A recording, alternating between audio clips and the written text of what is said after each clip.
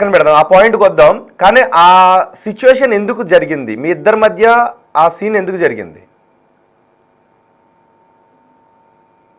ఎన్నిసార్లు చెప్పాలి రోహిత్ గారు? అంటే ఓన్లీ ఈ ఛానల్ కి సెపరేట్ గా చెప్పాలని మీరు నన్ను అడుగుతున్నారా? నేను చూడలేదండి అది, నాకు ఏం చెప్పారో తెలీదు. ఇప్పుడు అతను కంప్లీట్ రోహిత్ గారు అతను వచ్చి ఏవేవి ఎలిగేషన్స్ ఇచ్చారో నిజంగా నేను అవన్నీ మాట్లాడడానికి రాలేదండి. మీకు చెప్తున్నాను, దీన్ని ఎక్స్టెండ్ చేయొద్దు. నేను క్లియర్ గా చెప్తున్నాను, నా దగ్గర ఉన్నవన్నీ నేను మీకు పంపిస్తాను. మీరు అసలు పబ్లిష్ చేస్తారో లేదో అవి అవాస్తవాలు. సరే, మీ దగ్గర ఉన్న ఆధారాలు పంపించండి, కానీ నాకు మీరు సరిగ్గా అన్ని చెప్పట్లేదు. నేను ముందే చెప్పాను స్వామి గారు, నేను పాయింట్ టు పాయింట్ అడుగుతాను. అవసరమైతే వాస్తవాలు తెలుసుకోవడానికి అనుమానం వచ్చిన చోట మళ్ళీ రిపీట్ చేసి అడుగుతాను. అఫ్ కోర్స్ మీరు కాస్ అనుకున్నా పర్వాలేదు అని అడిగాను, మీరు ఏదైనా అడగండి అన్నారు. నా డౌట్స్ క్లారిఫై కావాలి, ఎవరిని మోసం చేశారన్నది కావాలి అని. సో మీరు కొన్ని వాటికి ఇక్కడ ఇబ్బంది పడుతున్నారు, మిగతా సోషల్ మీడియాలో మీరు అన్నీ చెప్పి నేను అడిగిన క్వశ్చన్ దగ్గర మీరు ఇబ్బంది పడ్డారు అంటే జస్ట్ నేను పైగా అది సెన్సిటివ్ క్వశ్చన్ అడగలేదు. నేను నీకు అర్థం కావట్లే, సెన్సిటివ్ అది కాదు. అసలు నేను ఇంకా వాట్ ఎవర్ మీడియాలో మాట్లాడేసాను, నా సైడ్ ఆఫ్ స్టోరీ చెప్పేశాను. నాకు కంటిన్యూస్ గా సేమ్ స్టోరీ మాట్లాడడం లేదు రోహిత్ గారు. అతను ఏదో వచ్చి మాట్లాడారు కదా, అది కాదండి, యాక్చువల్ రీజన్స్ ఇవి అని నేను మీకు పంపించాను అనుకుంటా. అవన్నీ పెట్టేస్తాను, మీరు చూసుకోండి. మీరు తప్పుగా అనుకుంటారు, కావాలని అమ్మాయి అవాయిడ్ చేస్తుందని. యాక్చువల్లీ నేను వచ్చాను హైదరాబాద్, మాట్లాడేసిన తర్వాత మళ్ళీ నాకు రిపీటెడ్ గా కొంచెం ట్రామటైజ్ ఉంది, నిజంగా చెప్తున్నాను. ఇదేంటిది, నా మీద సెక్షువల్ అసాల్ట్ అయింది, 1 month బ్యాక్ నేను కేసు పెట్టాను, వాడు వచ్చి ఏదో మాట్లాడేస్తే మళ్ళీ మీడియా అదే పబ్లిష్ చేస్తుంది. నా సైడ్ స్టోరీ ఎవరు వినడానికి లేరు. అట్లీస్ట్ నేను చెప్పేస్తాను, నేను మీకు పంపించేస్తాను. మీకు ఏది అంటే అంటే ఇంత కామన్ సెన్స్ ఉంటుంది, వాడు చెప్పేది నిజమా నేను చెప్పేది నిజమా. తర్వాత నేను మళ్ళీ మీతో బిగ్ టీవీకి మాట్లాడాలన్నప్పుడు అతను వీడియో అంతా చూసిన తర్వాత పాయింట్ అది అసలు ఎక్కడా కూడా నాతో సెక్షువల్ అసాల్ట్ అయింది అన్న విషయం అతను ఈ వీడియో పట్టుకొని ఆ అమ్మాయి నన్ను బెదిరించి డబ్బులు తీసుకుందని చెప్తున్నాడు. Is that possible? ఒక చెప్పండి, నాకు పెళ్ళి నేను అబద్ధాలు చెప్తే వాళ్ళ వైఫ్ ఎందుకు ఉంటది రికార్డింగ్? నేను కేసు పెట్టాను అంటే అదే, అందుకే నేను ఆయన చెప్పిన మాటలు నమ్మలేదు, మీరు చెప్పిన మాటలు ఇది కాదు. వాస్తవాలు ఎలా ఉన్నాయని వింటేనే ఎవరు చెప్తున్నారు వాస్తవం ఉందనేది తెలుసుద్ది. అండ్ మోర్ ఓవర్ ఒకటి చెప్తున్నాను, అవుట్ లైన్ మీకు చెప్పేస్తాను, హెల్ప్ చేస్తాను, లైఫ్ లోకి వచ్చారు, చాలా మంచిగా. ఖచ్చితంగా ఇక్కడ ఎవరి వైపు న్యాయం ఉందో వాళ్లకు చేయగలిగినంత న్యాయం ఖచ్చితంగా చేస్తాను. ఏం చేయగలరు, మీడియా ఏం చేయగలదో ఆ న్యాయం ఖచ్చితంగా మీకు చేస్తాను. మీ క్వశ్చన్స్ కాదు, నా వర్షన్ నేను చెప్పండి, మీ వర్షన్ చెప్పండి ప్లీజ్. ఓకే, చెప్పండి, వింటాను. ఇప్పుడు నేను ఒక పాయింట్ లో నించుంటే 100 మంది 100 రకాలుగా అంటారు. నిజంగా సెక్షువల్ అసాల్ట్ అయినా సరే ముందంతా ఇష్టపడి, సెక్షువల్ అసాల్ట్ ముందు అయిందా తర్వాత ఎప్పుడైనా అవ్వచ్చండి అమ్మాయితో. ఒకసారి గుర్తు పెట్టుకోండి మీరు. హస్బెండ్ అయినా సరే ఒక రోజు చేసిన తర్వాత సడన్ గా ఒకరోజు సెక్షువల్లీ రేప్ చేయొచ్చు, అబ్యూస్ చేయొచ్చు. That is possible. వాడేదో డ్రగ్స్ తీసుకొని నాతో చేసినప్పుడు ఇట్స్ అన్బేరబుల్. నా బాడీ చాలా ఎఫెక్ట్ అయింది. నేను అప్పటి వరకు ఏ ట్రబుల్ చేయలేదు కాబట్టి అంతా బాగుంది.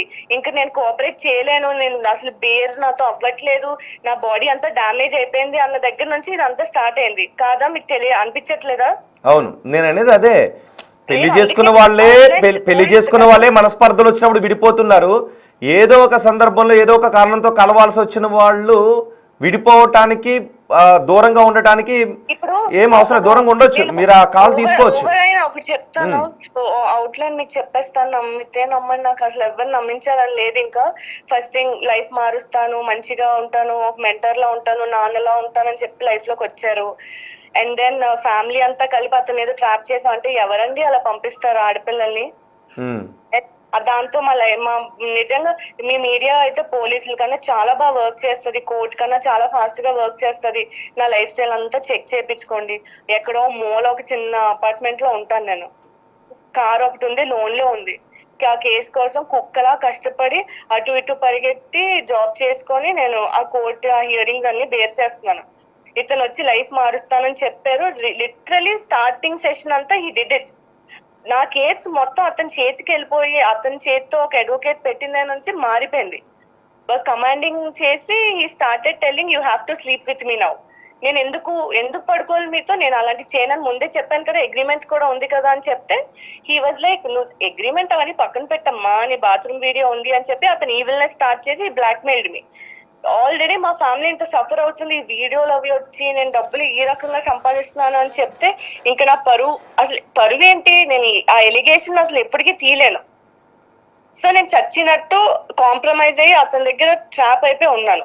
ట్రాప్ అయిపోయి ఉన్నాక ఇప్పుడు ట్రాప్ అయిపోతే కష్టంగా ఉంటామా, ఇంకా అతను చెప్పినట్టు నవ్వుతూ నటించాల్సి వస్తుంది, నటించాను. అండ్ సర్టెన్ టైం తర్వాత జూలై 12th అది ఎక్స్ట్రీమ్ అయిపోయింది. నా హెల్త్ అప్సెట్ అయిపోయింది, పాడైపోయింది. బికాస్ ఆఫ్ పిల్స్ అయి ఉండొచ్చు, అతను డ్రగ్స్ తీసుకొని నన్ను మల్టిపుల్ టైమ్స్ అబ్యూస్ చేయడం వల్ల అయి ఉండొచ్చు. నన్ను flight ticket early morning book చేసి పంపించేశారు. పంపించిన తర్వాత ఒక 1 week వరకు కూడా నాకు బ్లీడింగ్ ఆగలేదు, నాకు ఇన్ఫెక్షన్ అయిపోయింది. I was traumatised. దానికి అతను ఏంటంటే ఈ తెలంగాణలోనైనా ఆంధ్రాలోనైనా చూపిస్తే ఈ విషయాలన్నీ బయటకు వస్తాయి అని చెప్పి ఆ అడ్వకేట్ మ్యామ్ కి, అమ్మాయికి ఏదో అయిపోయిందమ్మా, హెల్త్ బాగాలేదమ్మా, నువ్వే తీసుకెళ్ళి, కుక్క కన్నా హీనంగా అడుక్కున్నాడు ఆవిడ్ని. ప్లీజ్ అమ్మా తీసుకెళ్ళమ్మా, నువ్వే ఎక్కడైనా చూపించమ్మా అంటే నేను సుప్రీం కోర్టుకి వెళ్తున్నానండి, ఢిల్లీ వర్క్ ఉంది అని చెప్తే ఇతను ఈ అమ్మాయిని కూడా తీసుకెళ్లి చూపించు అంటే, అప్పుడు ఆవిడ చూసి నా పరిస్థితి చూసి ఒక లేడీగా ఆవిడ అన్ని అర్థం చేసుకొని ఆ రిపోర్ట్స్ అన్ని చూసి వాడి దగ్గర నుంచి వదిలించడానికి షీ వర్క్డ్ హార్డ్. బయటికి రాకూడదు, ఒక అమ్మాయి లైఫ్ పేరు ఇవన్నీ పాడైపోతాయి అని చెప్పి అతనికే చెప్పింది చాలా సార్లు, అన్న వదిలే అన్న, ఈ పైశాచిక హింస ఏంటన్నా, అమ్మాయి నువ్వు వదిలే అన్న అని చెప్పినా సరే వినలే. లాస్ట్ కి ఇంటికి వచ్చి పట్టుకెళ్ళిపోతాను అంటే అప్పుడు మేము కేసు పెట్టాను, కొంచెం ఒక స్టెప్ డేరింగ్ వేసి. ఎందుకంటే మా ఇంట్లో వాళ్ళకి ఇతని వల్ల ఎఫెక్ట్ అవుతుంది, చంపేస్తా అంటాడు. ఇప్పుడు కూడా డెత్ థ్రెట్స్ ఇస్తున్నాడు. అడ్వకేటే నాకు సపోర్ట్ కాబట్టి ఆమెను చంపేస్తా అంటున్నాడు.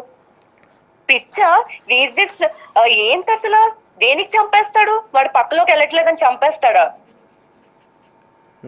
వాడు ఇచ్చినవన్నీ ఇచ్చేసావు, అవన్నీ ఇవ్వలేదు అంటే ఇప్పుడు అగ్రిమెంట్ ఫేక్ అగ్రిమెంట్ అంటున్నాడు. ఏం పర్లేదు, అవన్నీ ఎలిగేషన్స్ కోర్టులో చూసుకోమనండి. నేను అతని మీద సెక్షువల్ అసాల్ట్ కేసు ఇవన్నీ పెట్టానండి, ఓకే, ఎఫ్ఐఆర్ పెట్టాను. అతను నా మీద హనీ ట్రాప్ చేశాను ఏదో కేసు పెట్టా అన్నాడు. Please ask him that FIR. అతను చెప్పే సొల్లు నాకు నిజంగా ఫ్రస్ట్రేషన్ వస్తుంది. అతను ఏవేవో చెప్పుకుంటున్నాడు బాధలు. అంత పెద్ద అతను, 2 పిల్లలు ఉన్నారు, ఇన్ని బిజినెస్లు చేస్తాడు. ఏది ఒక దొంగతనం కేసులో ఇరుక్కున్న అమ్మాయి వచ్చి వాడిని హనీ ట్రాప్ చేస్తుందండి? నేను వాడు చేసే పనే అది. వాడి ఫోన్ తీసుకొని పోలీస్ స్టేషన్ లో కూర్చోబెడితే కష్టాల్లో ఉన్న అమ్మాయిల దగ్గరికి వెళ్ళి ఇలా బ్లాక్ మెయిల్ చేసి, హింసించి, రేప్ చేసి అదే చేస్తాడు వాడు అందరినీ. అన్ని వాడి భాగవతం బయటకు వస్తుంది. వాడి ఫోన్లు 2 తీసుకొని కూర్చోబెడితే ఎంతమంది అమ్మాయి వీడియోలు ఉంటాయో వాడి దగ్గర. ఉన్నాయా వేరే అమ్మాయి వీడియోలు ఉన్నాయా? చాలా ఉంటాయి అతని ఫోన్ లో. చాలా మందిని ఇలాగే బ్లాక్ మెయిల్ చేస్తాడు. మేబీ ఎవరు బయటకు వచ్చి మాట్లాడరు. ఇంకేంటి వాళ్ళు కాంప్రమైజ్ అయిపోయి ఏం పర్లేదు. వాడికి అందరితో ప్రాబ్లం కాదండి, నాతోనే ప్రాబ్లం. ఏంటి మీతోనే ఎందుకు? అదే ఎందుకు మీతోనే ఎందుకు problem? I don't know, is obsessed with me అని పిచ్చినా కొడుకు.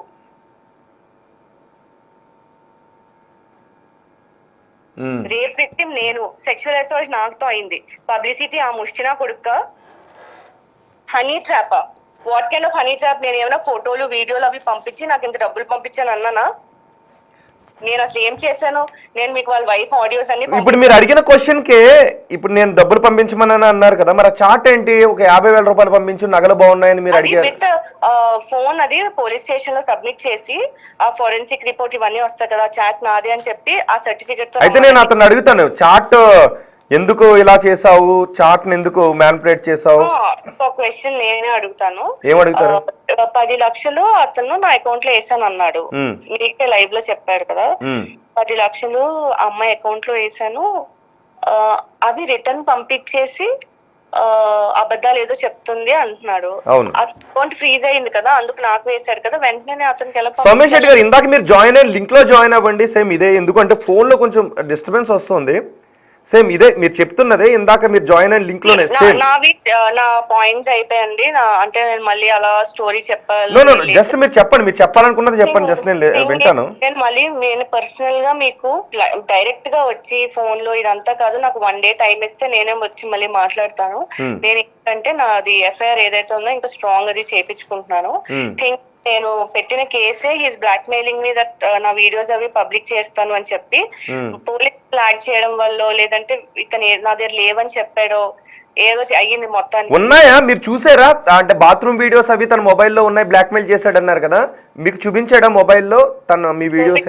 బ్లాక్ మెయిల్ ఎలా అవుతుందండి? అతను ఫోన్ లో ఉన్నవి నా దగ్గరికి ఎలా వస్తాయండి?